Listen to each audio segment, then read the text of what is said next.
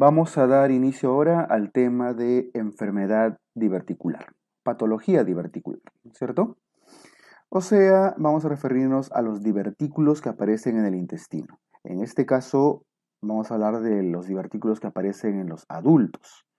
Y los divertículos que aparecen en los adultos tienen muchas diferencias respecto a los que aparecen en los infantes, como el divertículo de Meckel, por ejemplo. Entonces, antes de empezar a ver esta parte de enfermedad diverticular y las diferentes formas de presentación, patologías y demás, vamos a hacer un pequeño cuadro de diferencia, un pequeño esquema que diferencie algunas formas de presentación de la enfermedad diverticular.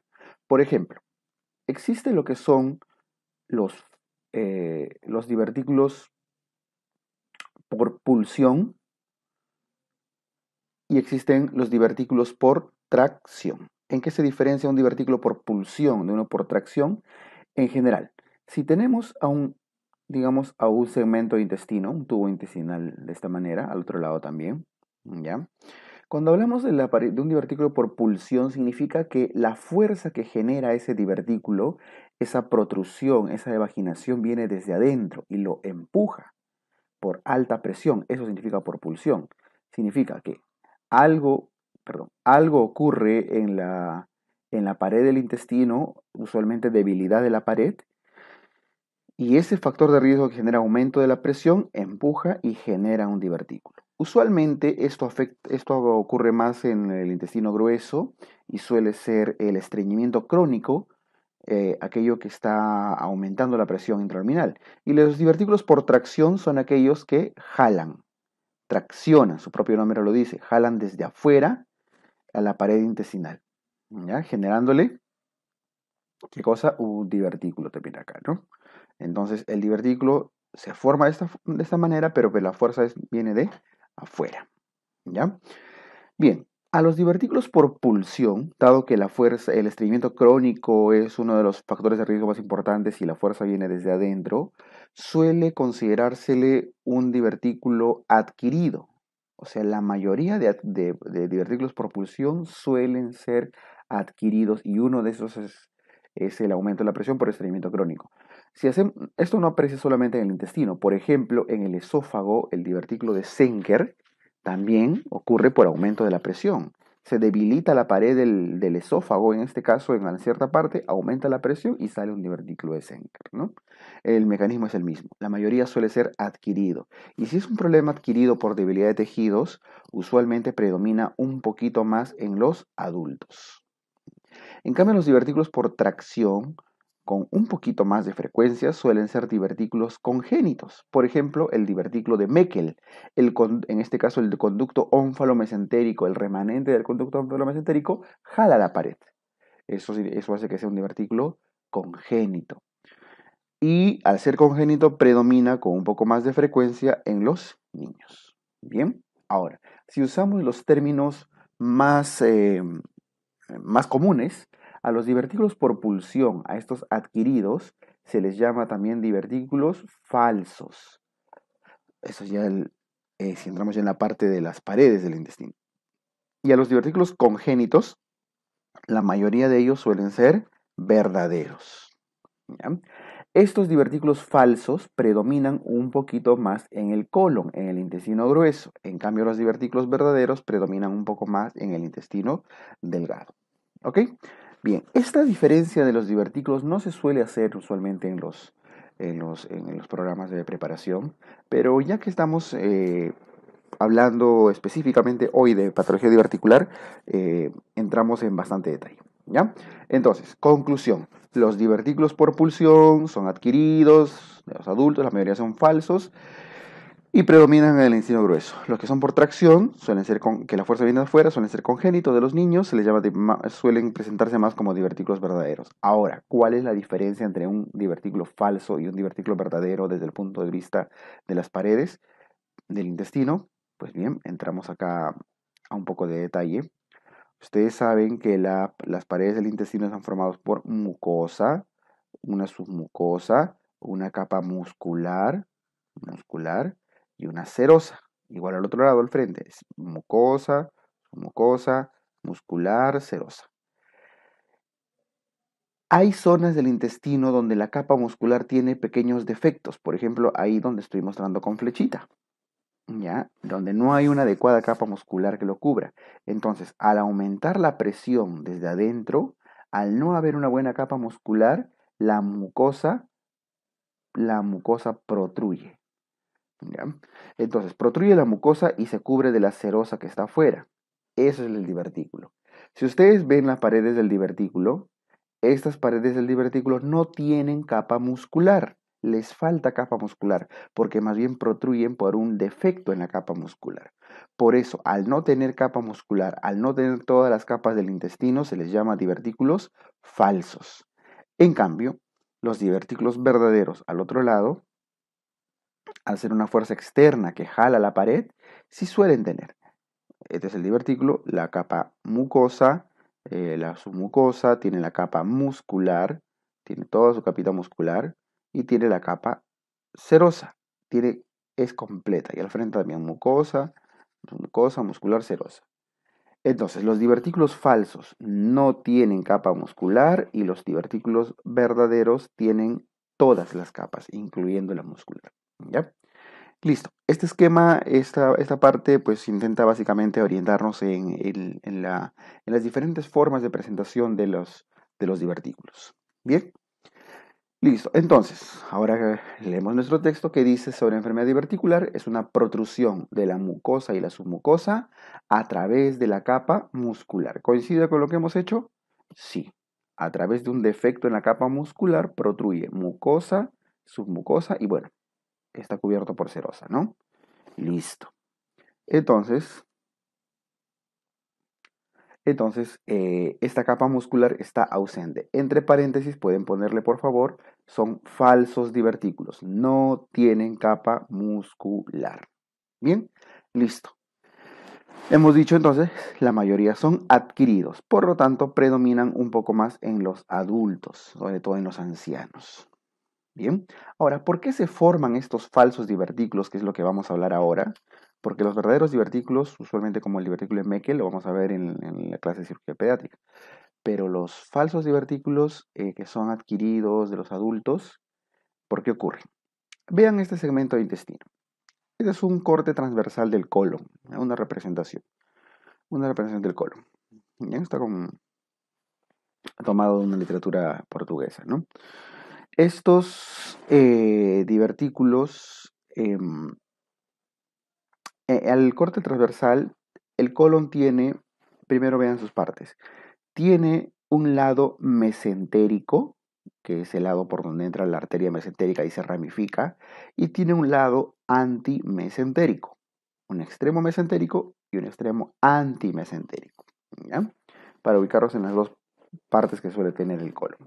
Además, se identifica en el colon tres tenias. Una tenia, acá está este engrosamiento de la capa longitudinal externa del intestino.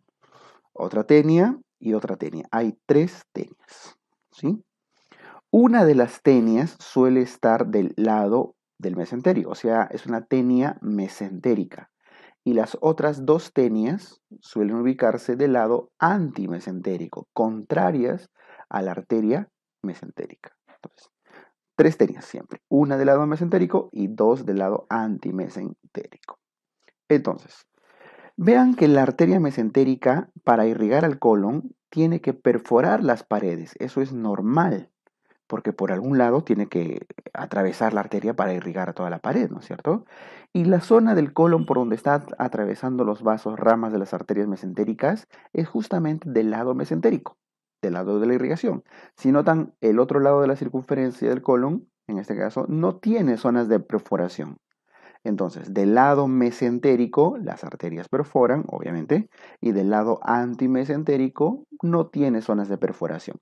Por eso es que los falsos divertículos ocurren en este lado, en esta zona, vamos al lado izquierdo, porque al atravesar los vasos sanguíneos la pared, generan zonas de debilidad, y por ahí es por donde protruyen los divertículos, como notan acá. ¿Ya? Nuevamente, aumenta la presión, el estreñimiento crónico como factor más común, y eso hace que protruya el divertículo. Entonces, resumen, ¿por qué ocurren los falsos divertículos del colon? Porque hay zonas de debilidad en la muscular por donde atraviesan los vasos sanguíneos. Y eso debe hacerles recordar que los falsos divertículos del colon se localizan del lado mesentérico, del lado del mesenterio. Ahí es donde se ubican con más frecuencia. Es raro encontrar un divertículo en el colon de este lado, en la zona antimesentérica. No es común, aunque puede pasar, pero es muy raro. Bien, listo. Entonces, con esta primera parte de introducción debemos reconocer qué cosa es un divertículo, por qué ocurre y dónde es que se suele presentar. ¿Ya? Entonces, pongamos por ahí en alguna parte, la mayoría de estos falsos divertículos suelen estar del lado mesentérico. Ahora, si quieren ser muy estrictos respecto a la localización de los divertículos, lo que significaría mm, entrar en mucho más detalle, noten lo siguiente. Hemos hablado en la localización respecto a si es mesentérico o antimesentérico, ¿no es cierto? Hay una forma de descripción de la localización de los divertículos respecto a las tenias. Ya, aquí entramos en un poquito de dificultad, traten de concentrarse. Vean que la mayoría de divertículos están saliendo, ¿dónde? ¿En qué espacios? Siempre están entre una tenia mesentérica y una tenia antimesentérica, en ese espacio, y igual al otro lado, entre una mesentérica y una tenia antimesentérica, en ese espacio, pero nunca están entre dos antimesentéricas. ¿Ok? Esa es una forma de describir, ¿eh? Los divertículos falsos se localizan entre una tenia antimesentérica y una tenia mesentérica en ese segmento, a ambos lados. Si por algún motivo ustedes encontraran o les describieran, lo voy a poner de morado, un divertículo acá, ahí donde estoy pintando de moradito, en el extremo antimesentérico o en todo caso entre las tenias antimesentéricas, lo más probable es que ese divertículo sea verdadero, no un falso divertículo que estamos comentando ahora. ¿Ok? Listo. Con eso cerramos la parte de introducción, que se lo hemos hecho un poco largo pues, para entender la evolución fisiopatológica, de cómo, por qué se ocurren y demás. Entonces vamos ahora a la descripción de las tres formas de presentación de la enfermedad diverticular. ¿Bien? Cuando hablamos de enfermedad diverticular hay tres términos que tienen que tener claro, tres formas de presentación. La diverticulosis. ¿Qué significa diverticulosis? Diverticulosis significa osis, hallazgo, presencia de divertículos. Osis en general es un sufijo que suele describir degeneración de tejidos, así que en este caso se suele degenerar la pared del colon y eso genera protrusión de divertículos. Entonces, ¿qué es diverticulosis? Nada, presencia de divertículos. Suele describir a la enfermedad diverticular no complicada, al hallazgo asintomático. ¿Cómo suele manifestarse? ¿Cómo suele complicarse la diverticulosis? Puede ser, vamos a la derecha, sangrando, hemorragia o puede generar una itis, una inflamación. O sangra o se inflama. ¿Ya? Pero si es sin asintomático, no complicado, se le llama diverticulosis. Entonces, vamos a la diverticulosis. La presencia de diverticulosis o presencia de divertículos es más frecuente en el sigmoides, en el colon sigmoides, ¿no es cierto? Muy bien. Ahora, ¿qué es el intestino grueso? Punto. ¿Puede haber divertículos en el intestino delgado? Sí. De hecho, es mucho menos frecuente. Por eso ponemos acá. En el intestino delgado pueden aparecer con más frecuencia en el duodeno. ¿Ya? Entonces, si, en el caso del intestino grueso, sigmoides. En el caso del intestino delgado, duodeno. Ahora, incluso dentro del duodeno se pueden describir en qué porciones. En este caso, se presentan entre la segunda y la tercera porción del colon, del duodeno, disculpen. Ahora, si tienen que elegir entre los dos, ¿cuál predomina? La tercera porción. Esto es un dato relativamente moderno, ¿no? Actual. Porque en general siempre se ha descrito enfermedad diverticular igual a sigmoides. Ahora, lo que pasa es que quienes han ido descubriendo que en el duodeno también suele haber divertículos de este tipo, los japoneses. ¿Por qué? A raíz del tamizaje de cáncer gástrico, que es lo que abunda en los japoneses de grupo sanguíneo A, los japonesitos, por la endoscopía de rutina que se hace. Entonces se han hecho tantas endoscopías a toda la población y han encontrado como hallazgos casuales divertículos en el duodeno. ¿Ya? La tercera porción sobre todo. Bueno, y luego puede venir la segunda también. Listo. Conclusión, de todas maneras, siempre predomina en el sigmoides. ¿Ya? Ahora, hemos dicho que está asociado a estreñimiento crónico y debilidad de la pared intestinal. Ya eso ya creo que quedó claro. Ahora, y la debilidad de la pared intestinal está asociado en general al envejecimiento usualmente mayores de 50 años. Suelen ya tener, eh, presencia de divertículos, ¿ok? Mayores de 50 años y en general patologías que generen debilidad de tejidos, los déficits de colágeno, por ejemplo, ¿no? Suelen mostrarse como, eh,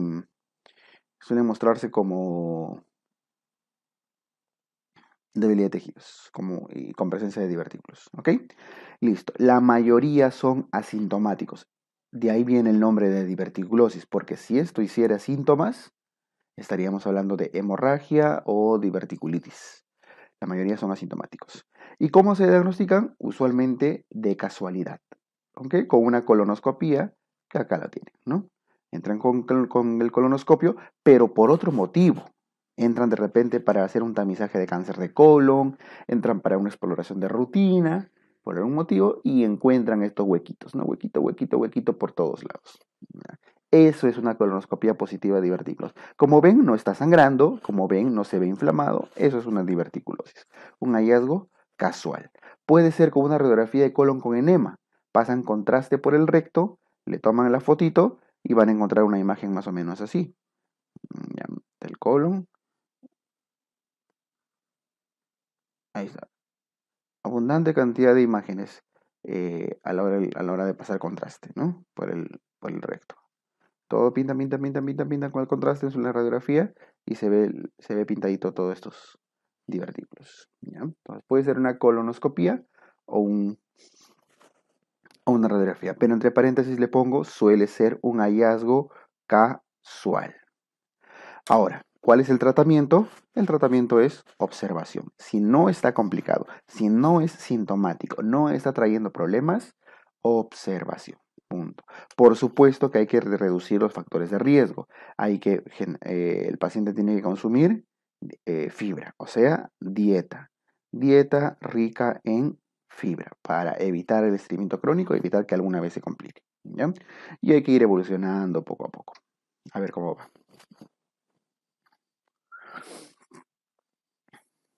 Muy bien, eso respecto a la diverticulosis. Tratamiento conservador, observación. Hay en la diverticulosis, en algunos casos, si bien no es un factor de riesgo tan importante, se ha asociado a cáncer de colon. Acá abajo le voy a poner, tiene riesgo de cáncer de colon. Sobre todo cuando hay antecedentes familiares y demás. Entonces, cuando hay riesgo de cáncer de colon, es decir, los familiares, el papá, el abuelito, todo el mundo ha tenido cáncer de colon y de pronto a este paciente en una colonoscopia le encuentra divertículos. Entonces, su riesgo aumenta. De por sí hay un componente hereditario y esto hace que aumente el riesgo. En esos casos se suele dar salicilatos. Puede ser aspirina o puede ser derivados o otro tipo de salicilatos como la mesasalacina. La mesasalacina, que es un análogo, un derivado de la aspirina, del ácido acetilsalicílico, es un AINE, reduce el riesgo de que malignicen estas lesiones. ¿Ya? Entonces se usa solamente en casos de que el paciente tenga antecedentes importantes. Si no, no. El manejo es solamente observación, no se opera. Bien, listo. Vamos ahora a las dos formas de complicación y probablemente lo que un poquito más nos interesa. la hemorragia diverticular y la diverticulitis. La hemorragia diverticular es la forma más común de presentación. O sea, si ustedes dicen, el divertículo es más común que sangre o que se infecte, que se inflame, perdón, que sangre, principal forma de manifestación. Y en segundo lugar viene la inflamación, la itis. Entonces, conclusión, pregunta que les puede venir, ¿cuál es la principal forma de manifestación de los divertículos? La hemorragia diverticular. Muy bien, la parte de la hemorragia es un tema bastante cortito. Eh, en la parte de epidemiología es frecuente en ancianos, en mayores de 50 años. Ya hemos visto por qué se aumenta mucho más el estreñimiento, se debilitan los tejidos y demás. Es la primera causa de hemorragia digestiva baja masiva. Si ustedes ven un abuelito que está sangrando cantidad por vía rectal, tienen que considerar como primera posibilidad, y lo lleva el shock ese sangrado, tienen que considerar como primera posibilidad que tiene divertículos que están sangrando. Y ustedes dirán, ¿y las hemorroides? ¿No son también causa importante de hemorragia digestiva baja? Sí, pero las hemorroides sangran no de forma masiva, porque son plexos venosos, ¿cierto? Que sangran como venas, sin presión. En cambio, aquí en este caso, en el caso de la hemorragia, ¿qué cosa sangra? Ramas arteriales, y eso genera hemorragia mucho más severa. Por eso, primera causa de hemorragia digestiva baja masiva. Ahora, acá un pequeño concepto que tienen que tener claro.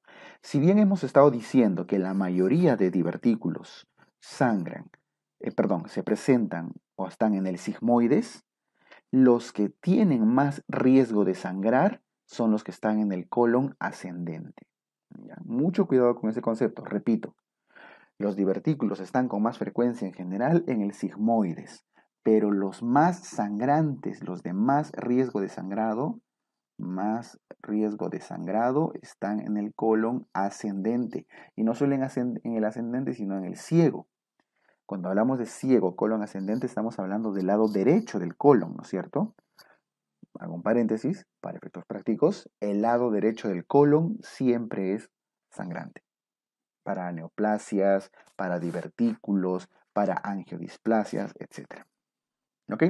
Listo. Primera causa de hemorragia digestiva baja masiva se presenta más en el colon ascendente. Ahora, nuevamente un paréntesis, porque tenemos que dar varios datos aquí que les pueden servir. Si la primera causa de hemorragia digestiva baja masiva es la hemorragia diverticular, ¿cuál es la segunda causa? Me salgo un ratito del tema. Hemorragias digestivas bajas masivas. La primera causa, hemorragia diverticular.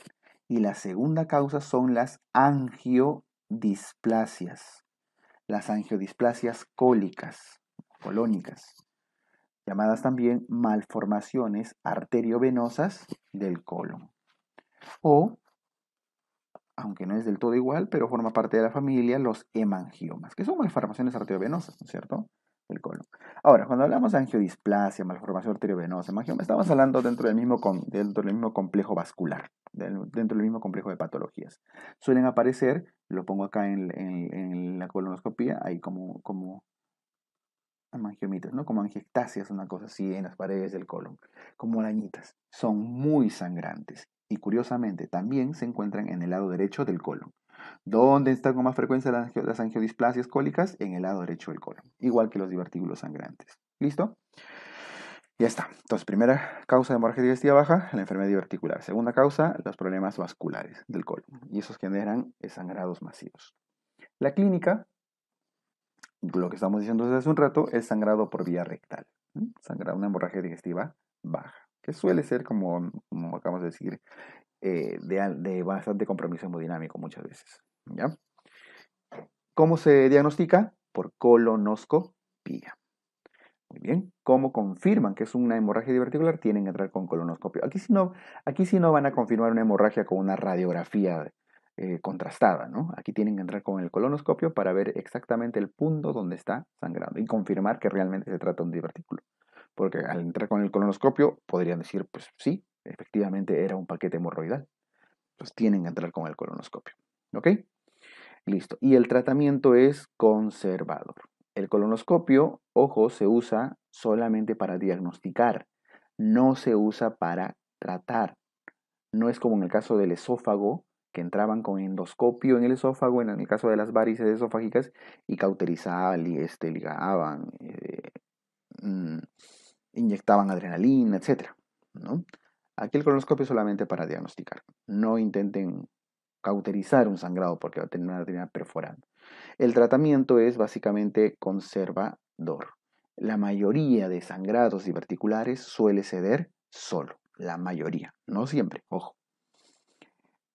Por eso dice manejo conservador. Reposición de fluidos para que manejar, reponer el volumen.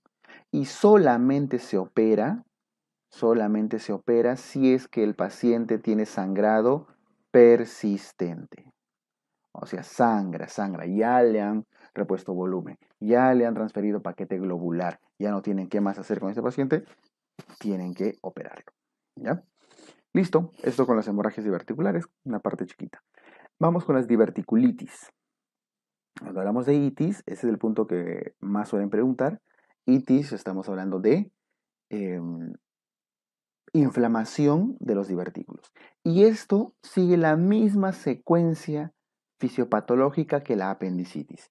¿Se acuerdan que en apendicitis decíamos que se obstruye la base apendicular? Pues aquí, usando las imágenes de la izquierda, voy a pintarlo de azulito. Por un fecalito usualmente se obstruye la base de un divertículo. Y si se dan cuenta, seguiría la misma secuencia que la apendicitis. Solamente que no estamos en fosa ilíaca derecha. Resumo el tema de la diverticulitis. Pongo igual. A la diverticulitis se le conoce también como la apendicitis aguda del lado izquierdo, ¿no? Entre comillas, porque obviamente no tiene nada que ver el apéndice con el lado izquierdo, ¿no? Es la apendicitis del lado izquierdo porque por la misma evolución fisiopatológica, la obstrucción de la base y toda la secuencia fisiopatológica que ya hemos visto en la clase de apendicitis. Te aprovecho en retroceder solo un ratito. Ahí está, ¿no? Congestiva, supurada, necrosada, perforada, que ya hemos visto en el tema anterior. ¿Ya? Muy bien. Ya está. ¿En quiénes ocurre la diverticulitis? Ocurre en mayores de 50 años con más frecuencia. Ojo, estamos hablando de las diverticulitis, de los falsos divertículos de los ancianos. Porque, nuevamente, un paréntesis, ¿existen diverticulitis en niños, en infantes? Sí, la diverticulitis de Meckel, que lo vamos a ver en su capítulo respectivo, pero ese es otro tipo de divertículo. Aquí hablamos de los del colon. La mayoría, aquí sí, definitivamente ocurren en el colon sigmoides y en el colon descendente, pero predomina más en el sigmoides. ¿Y por qué ocurre la causa? Porque se obstruye la base diverticular. Así como se obstruía la base del apéndice, igual, aquí se obstruye la base del divertículo. ¿Ok? Listo. Y sigue la misma secuencia de la apendicitis. Ahora, igual se congestiona, se supura, termina perforándose y puede generar también abscesos con bastante frecuencia, ¿no? Igual que la apendicitis. Ay, perdón. La clínica, la forma de, así como la apendicitis tenía su cronología de Murphy, sus diferentes puntos dolorosos, etc. Aquí esto es sencillo. La diverticulitis tiene una triada. Pero ojo, esta es una triada de examen. No los van a encontrar. Es muy raro que lo encuentren así en un libro de cirugía o en algún artículo. Esta es una forma de presentación mucho asociado a la forma de presentación de los casos clínicos. La triada de la diverticulitis es dolor, por supuesto no es en el lado derecho, es en el lado izquierdo, porque el sigmoides tiende a ubicarse más en el lado izquierdo. Dolor en el lado izquierdo, cuadrante inferior izquierdo, o fosa ilíaca izquierda si quieren decirlo, no siempre. Masa, también se refiere a una masa en el lado izquierdo con más frecuencia, y fiebre. Dolor, masa y alza térmica. Y fiebre es la triada de las diverticulitis. Ahora, por la forma como suelen poner los casos clínicos en los exámenes, todo dolor en el lado izquierdo es una diverticulitis hasta que no se demuestre lo contrario. Así como todo dolor en la fosa ilíaca derecha era una apendicitis hasta que no se demuestre lo contrario, igualito acá. Estamos hablando del lado izquierdo. ¿Ya? Listo, no siempre van a encontrar los tres datos. Basta que a veces haya masa y fiebre, masa en el lado izquierdo y fiebre, y ya puede ser una diverticulitis. Ahora, a veces el sigmoides es tan grande que el dolor puede ser muy difuso o podría incluso doler en el lado derecho. ¿No? Pero eso ya depende cuando son megasigmoides y demás. ¿Cómo confirman su diagnóstico? Igual que la apendicitis, idealmente tomografía, por supuesto con contraste, ¿no? Tomografía contrastada. Ese es el estudio ideal.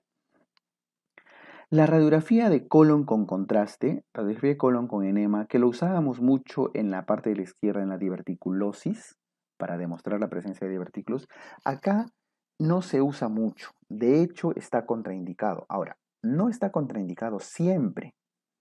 La contraindicación de la radiografía de colon con enema se da sobre todo cuando el caso tiene más de 24 horas. ¿Por qué? ¿Qué pasa en casos de más de 24 horas? Lo vimos hace un rato en apendicitis. Cuando hay más de 24 horas suele haber perforación. Y si está perforado el divertículo, ya no le van a poner contraste por el recto, pues, ¿no? Porque por ese huequito de la perforación el contraste se va a diseminar a la cavidad. Entonces, las radiografías con contraste se contraindican, pero a partir de las 24 horas. Significa que sí podrían hacerlo en las primeras 12 horas, 6 horas, etc. Ahora, para el examen. Para el examen en general, el estudio que se contraindica, independientemente del tiempo, es la radiografía con contraste o radiografía de colon con enema. ¿Ya? Y el estudio de elección sigue siendo la tomografía contrastada. ¿Ok? Listo. Entonces, eso respecto al diagnóstico. Las complicaciones, la vamos a ver en un ratito. ¿Ya? Antes que las complicaciones, ya que hemos hablado de la tomografía les permite orientarse al grado de Hinchey de su diverticulitis. Para esto, la diverticulitis se clasifica según Hinchey en 4 grados. ¿Ya? ¿Y cuáles son estos grados? El grado 1, el Hinchey grado 1, corresponde a los abscesos pericólicos. Y el grado 2 corresponde a los abscesos intraabdominales y abscesos pélvicos o retroperitoneales. Me explico. Vamos a explicar bien esto porque sí es de alta importancia. Hinchey es uno de los temas siempre muy posiblemente preguntados en el examen y que tienen que conocer, ¿no? para su internado. Bien. Voy a representar solamente acá el colon. ¿Ya? Está el colon, el marco cólico.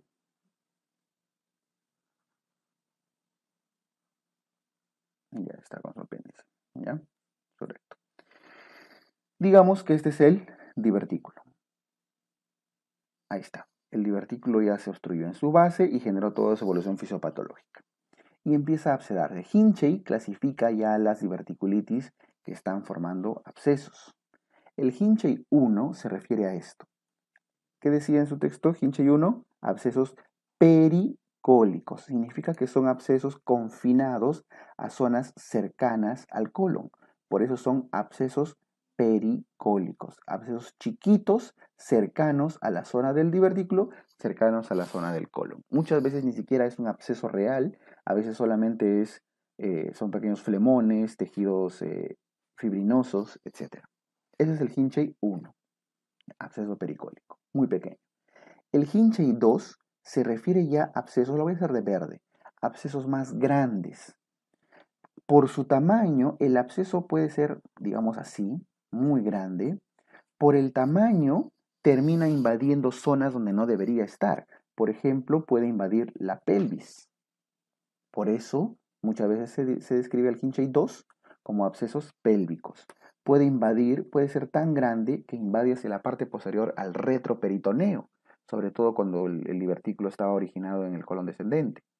Puede ser retroperitoneal. Puede ser en general un absceso intraabdominal gigante.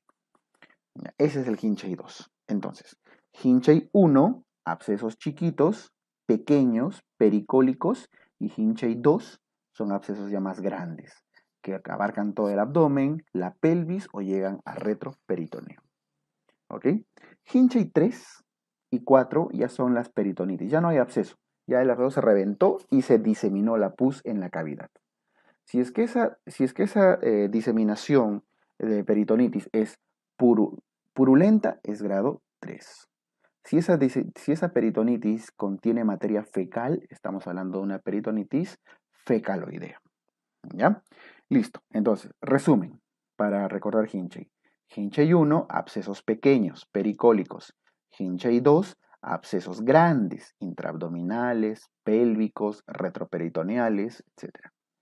Hinchey 3, peritonitis purulenta. Hinchey 4, peritonitis fecaloidea. Aunque esto no ha venido en ENAM todavía mucho, sí es una de las preguntas más repetidas de los exámenes de pre-residentado, para escoger la especialidad, ¿no? Y de eso lo que más preguntan curiosamente es Hinchey 2, por un tema, porque es el que se palpa, y se los iba a preguntar, pero ya se los digo de frente, es el que se palpa la masa.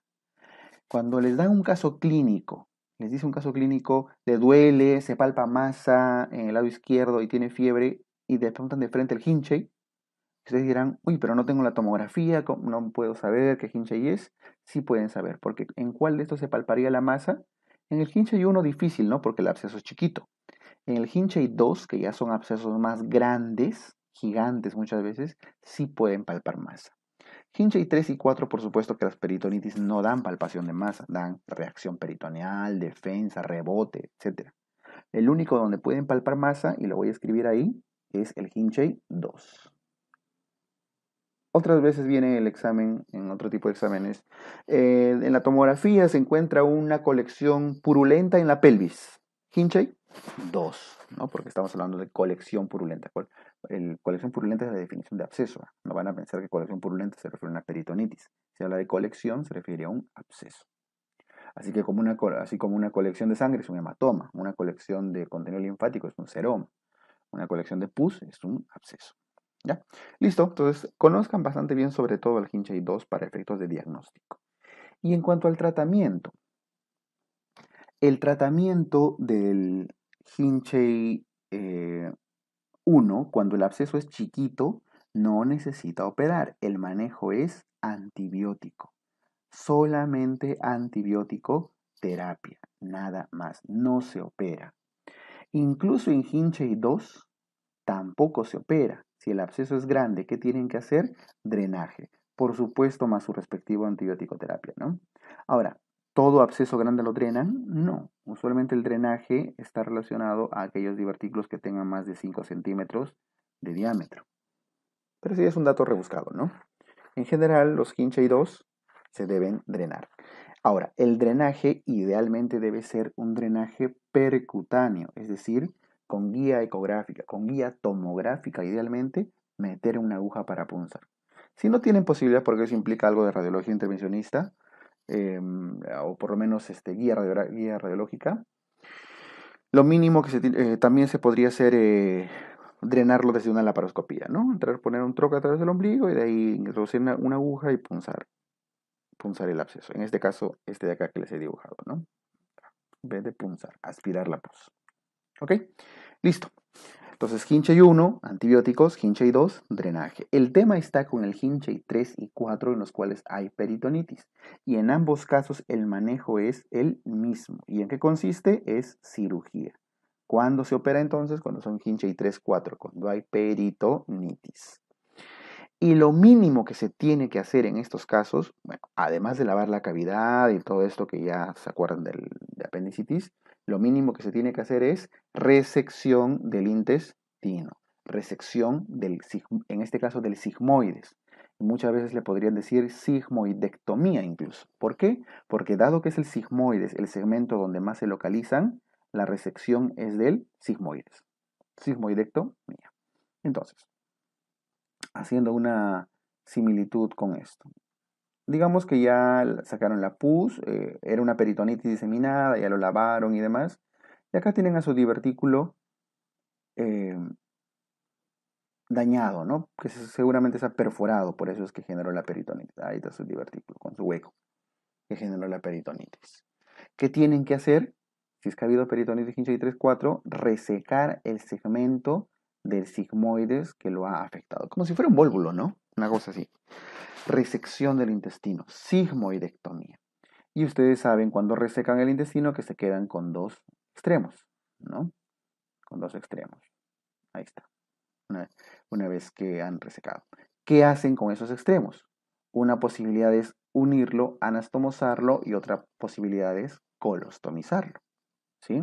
¿De qué depende? Depende del estado del intestino. Por decir, que el intestino esté sangrante, con tejido vitalizado, que no tenga zonas de necrosis, que no esté gangrenado, etc. Si el intestino está en buen estado, van a poder unir los extremos, unir y suturarlo, ¿no? Una anastomosis. Previa resección. Entonces, en general, tanto en Hinchey 3 como en Hinchey 4, resección más anastomosis o colostomía, dependiendo de cómo está el intestino. Pero ojo, este tema de cómo está el intestino puede ser muy limitado, porque aquí sí hay muchos factores que intervienen, sobre todo de parte del paciente. Por ejemplo, su nivel de albúminas. Ustedes resecan el colon y lo ven rosadito, rojito, bonito, sangrante el intestino, pero le dicen que sus albúminas están en 1.5. ¿Lo anastomosarían? No, ¿verdad? Porque va a haber dehiscencia. Entonces, ¿cuándo se anastomosa? Cuando hay buenas condiciones generales del intestino y del paciente. ¿Cuándo colostomizan? Cuando las condiciones tanto del intestino como del paciente son malas. Pero siempre tiene que haber resección intestinal, ¿ya? En Hinchey 3 y 4. Igual, lo mismo es en el de abajo. Resección más anastomosis o colostomía. Y para terminar esta parte del tratamiento, ¿qué tipo de colostomía hacen? La colostomía que se decide, si deciden colostomizar, es una tipo Hartmann. ¿Y cómo era la tipo Hartmann? ¿Se acuerdan de la colostomía tipo Hartmann? Si deciden colostomizar, como Hartmann, el colon descendente, se ostomiza, se hace una boca, el cabo proximal, y el cabo distal se hace un muñón, se cierra, se entierra. El Hartmann es a una sola boca, ¿sí? Y por ahí salen las heces hacia el abdomen, hacia la pared abdominal, ¿no? Listo. Esa es la colostomía tipo Hartmann. Ya está. Habíamos dejado pendiente la parte de las complicaciones. Las complicaciones comunes de la enfermedad de la diverticulitis, cuando están muy dañadas, es la obstrucción intestinal. Una de ellas. Las fístulas, o sea, puede fistulizar. Se hace un hueco el divertículo y busca un camino de salida. ¿Y hacia dónde suele fistulizar? Hacia la vejiga. Por eso la fístula más común de la diverticulitis es la colovesical. Bien. Y a largo plazo, a futuro y cuando es recurrente, puede malignizar. La malignización se describe cuando hay diverticulitis recurrentes a repetición por unos 10 años aproximadamente. O sea, si durante 10 años ha habido diverticulitis, el riesgo de cáncer se multiplica enormemente. Bien, son algunas de las complicaciones comunes. Acuérdense el tema de las fístulas. Eso les pueden preguntar. ¿Hacia dónde fistuliza un divertículo inflamado? Hacia la vejiga. ¿Ok? Listo. Entonces, conclusión del tema. Los divertículos, falsos divertículos que no protruyen de los adultos, de los abuelitos, protruyen en el colon por el lado mesentérico. Es una diverticulosis cuando no es sintomático, se presenta más en el sigmoides, ¿no? Por estreñimiento crónico, por envejecimiento. Tiene dos formas de presentación, el sangrado y la diverticulitis. ¿Cuál predomina? El sangrado, que se da sobre todo en el lado derecho, en el colon ascendente, perdón. Y la diverticulitis es cuando se inflama y se manifiesta como la apendicitis del lado izquierdo, con la misma evolución, con la tríada dolor, masa y fiebre. Y acuérdense la clasificación de Hinchey, ya con su respectivo tratamiento.